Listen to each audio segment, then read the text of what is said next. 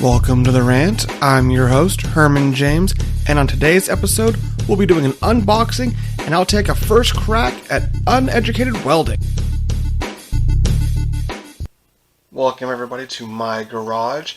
This is the welding equipment that I picked up recently. As you can see, my garage is a little packed for me to do any welding inside here, and my 74-260Z is in the garage, so I don't want to get any weld splatter on there. But I just want to give you a good idea of what was picked up in order to be able to learn to try to weld. So what we have here is an already assembled welding table that was from Harbor Freight. Now, I also picked up this Titanium Flux 125 welder. It is able to be plugged into any 110 outlet, which, as you can see on my workbench, I have a whole string of them. Along with that, I picked up just a 2-in-1 hammer with the actual brushes to clean up the welds off of what we're going to do here, because from my understanding, this flux core is going to have tons of slag. Now, it comes with its own small pieces of, or roll of, actual flux core, which is great, except I feel I'm probably going to tear through that pretty quickly. Now, this actually did come with quite a bit more than the Chicago did, and the videos I've watched all on YouTube spoke greatly about how awesome this particular welder is. It's cheap and it's universal, so it should be really good for me to be able to try to learn on. Now, it's going to shoot slag everywhere, so from where I am on my workbench, I know this is all got to cleaned up to where my car is, I am too leery of having slag get shot on the car, so we'll be trying to weld outside here, and we'll be doing a little bit of a demonstration in that area for you. Now, because this came with only a little bit, a sample thing of wire, we've got another one here. This was an Amazon buy. Now we've also got the magnets here to hold on to everything so that we can, join the pieces together.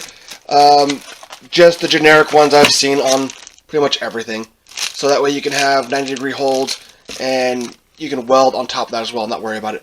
Now we've also got the Yes Welder. This is a solar auto-dimming welder's mask. This was the cheapest, higher quality one I could find. Now, it does not have a replaceable battery in it, but it was half the price of the ones that do. So I figured for, I think it was $36, we'll buy this one, try it out, see how well we're doing. And altogether, this really was not that expensive. I don't think these were much. These might have been around 15 or so. I think this was maybe around 10. Same for the multiple thing here. And then the actual welder itself, I think we got off of Harbor Freight, and their 20% discount code, I think, knocked it down to about $220 or so. So that wasn't too bad. And then the welding table, again, wasn't that expensive. So I think for all in, for everything, we are way, way below a $500 mark to just start with everything. So that was the whole idea, was to get an inexpensive starter kit to learn to weld, because if you own classic cars, and yeah, she's been sitting for a little while, you know that you want to repair things yourself and do them yourself on them. And so that's why we're trying to get this one here. So we're going to do this real quick, get this cleaned up for it. We'll do a quick unboxing, show you everything that it's all coming with. We'll be right back. Alright everybody, this is the Titanium Flux Core Flux 125.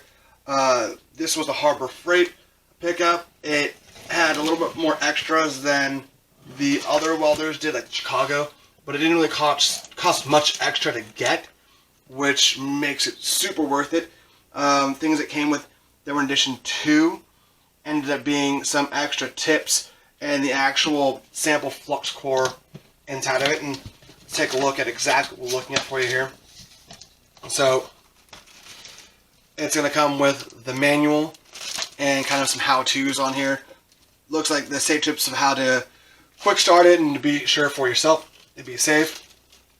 Again, here looks like the diodes as well as the replacement tips, which, knowing me, I'm going to need. And yeah, I know that my head's not in the screen. The camera can only be so far, so we're doing for you here. Now, they're calling this a purse welder because it is the size of a large woman's purse. And I'm okay with that. I don't need a large welder. I don't need something to go all the way around and do it for. We've got flux core here. If you take a look, I mean, that's a pretty decent amount left in there. I mean, it's a half a wheel that's in there that should be good to be using for this. And from my understanding, this itself is a good welder. The flux core that's coming with it might not be the best, but it's going to be good for me to be able to use because I'm just going to use the test. So let's take a look at what we're looking at here. As you can see, it already comes with a tip on it. It's already got nozzle on it. So to have some backups, which the other ones didn't come with, is really great. This would be your ground clip. It works. It's not the best. I think I've had about the same quality of clips on some of my jumper packs that I've ended up replacing these on and upgrading them to, which isn't that big of a deal. It would just unsheath this, pull this down really, and there's a bolt in here. Undo the bolt, re-bolt it so you have a heavier clamp on it. And as for the welder, it's not bad. I mean, it's a little heavy because I'm trying to unbag it with one hand and move it around. But really, that's awesome. And it's in what I like to consider Kawasaki green. It is race ready, you know? Just because of the color, it's going to go faster. Let's see how we're working here. So, lift top here. Looks like it's going to even come with its own little carrying strap, which is cool. And then these are going to be the guides and feeds. So we're going to pull this up out of here. This is going to slide into here. Then you actually have to feed the cord through here. This itself just needs to be hand tightened. There's a bunch of YouTube videos that I've watched that you should check out as well. It tells you more in depth about how this goes because the tighter this is, if it pinches up and binds up, the less likely it is to flow through here correctly and not be able to come through at the right speed. But to be honest, I'm happy with what we've got here and how it's looking because it's really cool. Like, it's not that bad, not that big. I don't have to worry about much. You have the power on-off switch here. The actual ground cable is actually hardwired in. You're going to have the wire speed and the actual temperature you're going to look for on here. That's going to tell you how much and how fast you need to do your welding.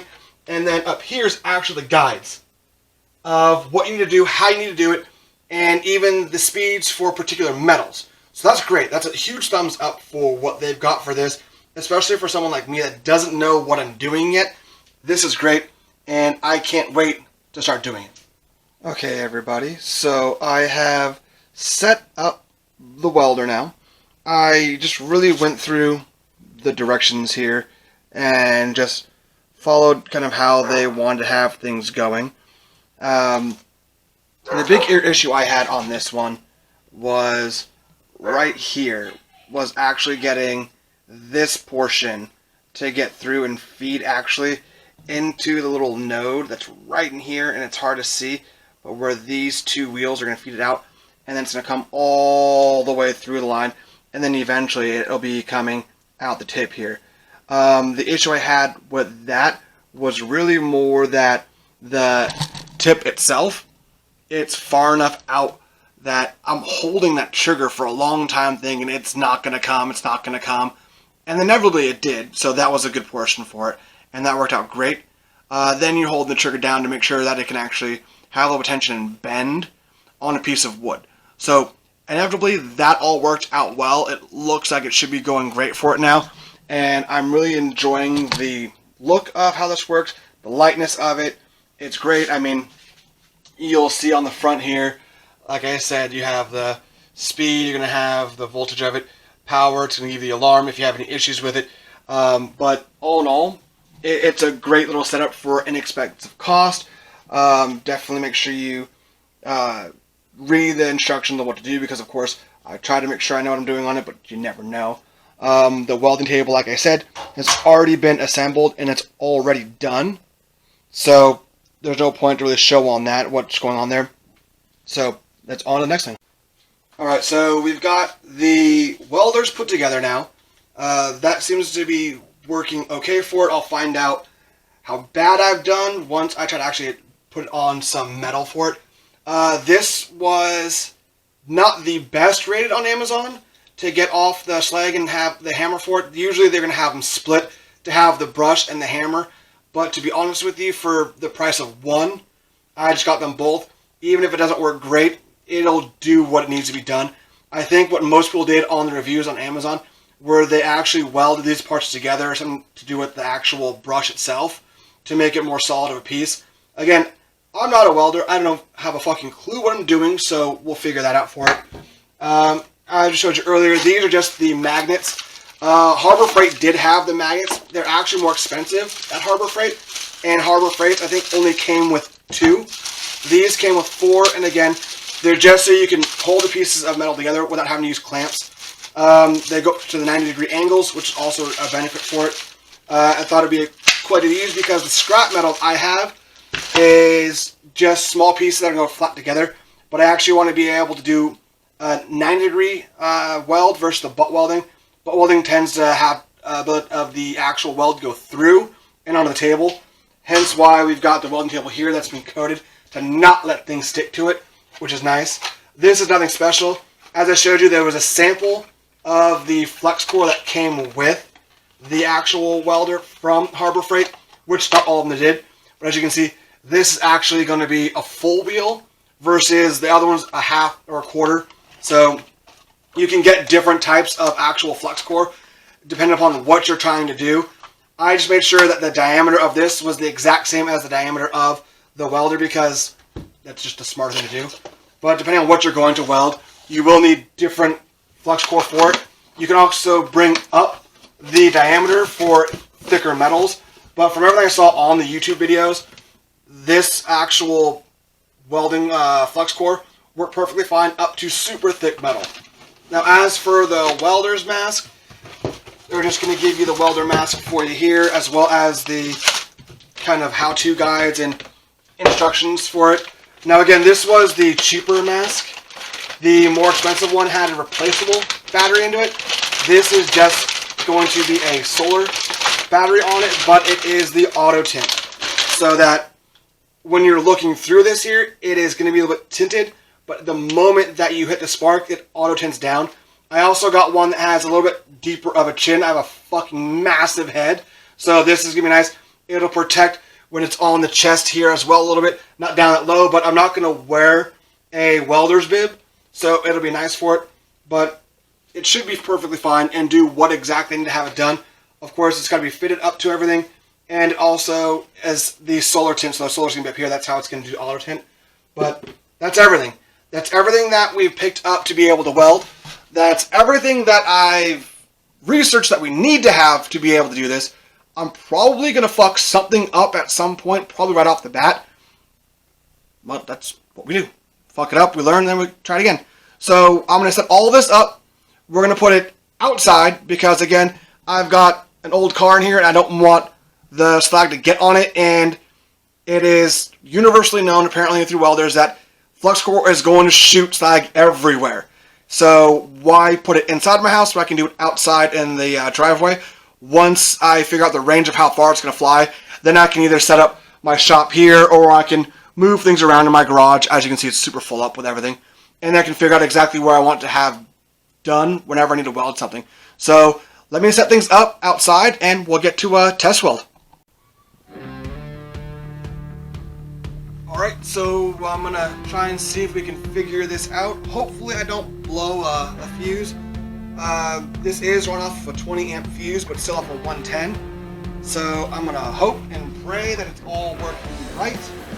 And that we're good to go on this one, but find out now.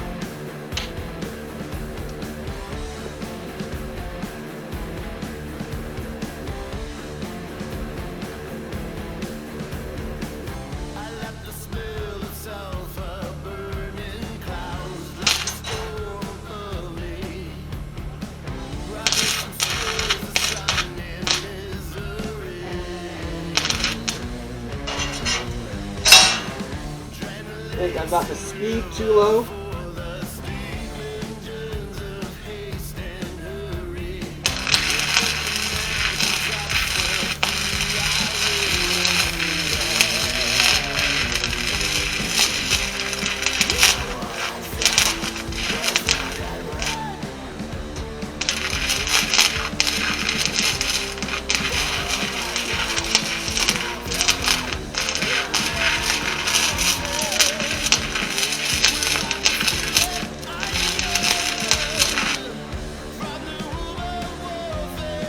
It's definitely way too high on this.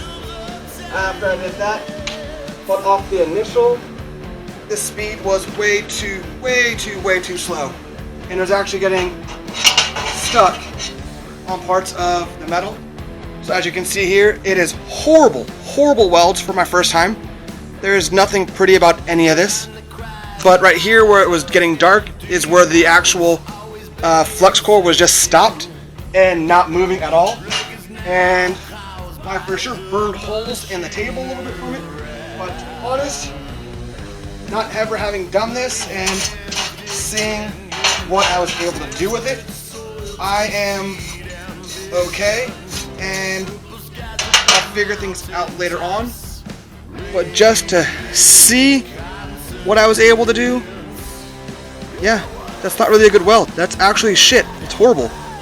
But I didn't burn anything down. I didn't die. You can also see that on the back, it got too hot and it was actually doing some burn throughs on it. So I definitely need to monitor myself and watch some more YouTube videos on how this is being done with everyone else. But to be honest, it works. I didn't blow a fuse. I didn't catch anything on fire. I'm still alive for now. So it worked. I'm happy. It works. We'll figure this whole thing out. I'll do some more, and maybe one day I'll actually be able to weld something. Or not. Well, guys, that was the first attempt at welding for you, seeing what I can do. As you can see, it may not have been the most successful event of welding, but it for sure wasn't the worst, and for my first attempt, I'm happy at what I was able to try and do, and really, that's all it's about, is just trying to figure out what I can do and how I can get it done and do it for cheap. So as this progresses, as I do more on the projects, as this gets better, we'll show you some more what's going on. And thanks for tuning in. Don't forget to like, subscribe, and share, so we can get these videos more popular for everyone.